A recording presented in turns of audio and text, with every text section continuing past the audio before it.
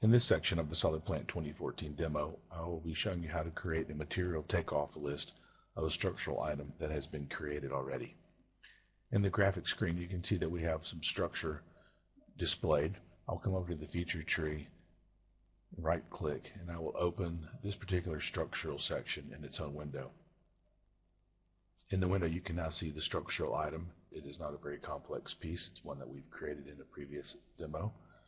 I need to go to the cut list, right click, and select update to make sure that our cut list is update and accurate to the most recent changes of the model.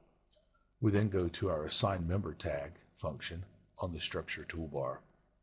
When we click this, it brings open our assign member tag window.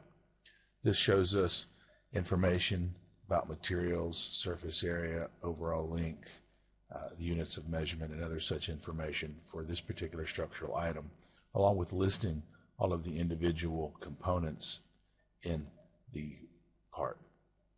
In the lower half of the screen, you will see an area for changing the tags based on the structural member profile. So here for the 100 by 100 by 17 items, I will add the initials CO for column.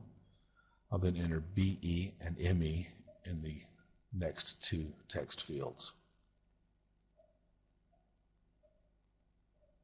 We'll then apply that, and our next window opens up and it shows all of the individual structural members of this component with our new tags in place.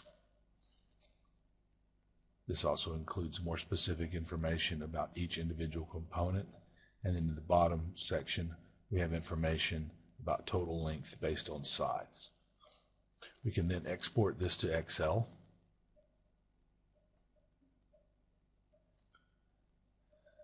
Our typical Windows browse window will pull up. We will select a file name and hit save. SolidPLANT then creates the part list report and opens it in Excel for you. It is much the same information as was previously displayed. This time it is now in an Excel format.